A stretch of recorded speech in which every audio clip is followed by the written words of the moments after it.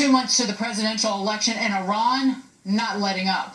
It's boats harassing one of our warships. It's bringing in Russian-made missiles to protect its nuclear facility. Now this, Iran releasing a video showing a tidal wave destroying U.S. ships with the American flag burning in the water. Just as this, we're learning that Iran was reportedly given exemptions by the Obama administration and others after the nuke deal was done. Now the State Department is pushing back on that report. Lieutenant Colonel Tony Shaffer says it is time to rip up that Iran deal. Tony, where do we even begin in terms of the $400 million ransom payment, the additional $1.3 billion that was paid out to Iran in the days after that ransom payment? We are on our knees in front of a country that hates us. Right. Well, that's the issue right there. I mean, continuing to demonstrate weakness will only embolden them and continue to see their expansion of aggressive nature. And I watched the State Department interview, statement on this the other day. They talked about they could not use the word aggression. The Iranians are being aggressive, and as you said, I would see the whole deal torn up. I would see the Navy, if I were the chairman of the Joint Chiefs, I would order the Navy to do very severe things, which means shoot the boats if they come within 150 meters. We saw what happened with the USS Cole with boats coming close in. So the bottom line is this: we have to push back. If you don't push back, you will continue to see this. And frankly, the State Department's a co-conspirator here. I believe that secret deal is completely true, despite the denials. We've effectively been in war with Iran in multiple forms since the taking of the Iranian the hostage crisis when the Ayatollah came back in the late 70s. They manufactured IEDs to kill our troops in Iraq. They are bad actors. They're not going to get any better unless we do something to push back and push back hard. But the money is already flowing to Iran. I don't understand how you would reverse that.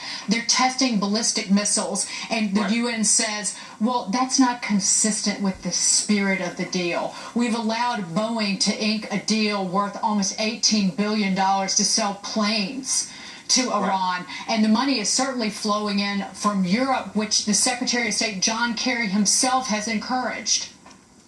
There's two things we can do. You're right, the horse is out of the barn, it's gone. But we can do things to mitigate their ability to use that money. I can't get into all the specifics, but there's cyber things you can do, there's special operations things you can do. You can make them pay a price for everything they do that's out of whack. The problem is this White House does not have the political will to use the resources, clandestine, cyber, otherwise, that we have. We could make life very miserable for the Iranians, even now. They're trying to underwrite the North Korean program. They're helping the North Koreans develop both ballistic missile technology as well as fissile material for advanced weapons. We can interfere with that.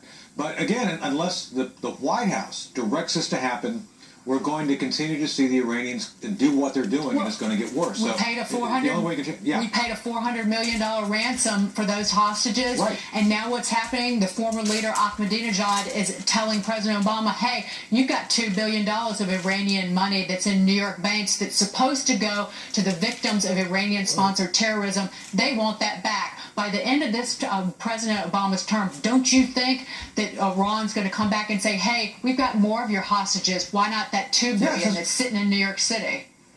They've already taken, from my count, 3 other hostages, which they're trying to hold right now, U.S. citizens, which they're holding for that very purpose. Whatever you subsidize, you're going to get more of. So we paid that $400 million for the hostages.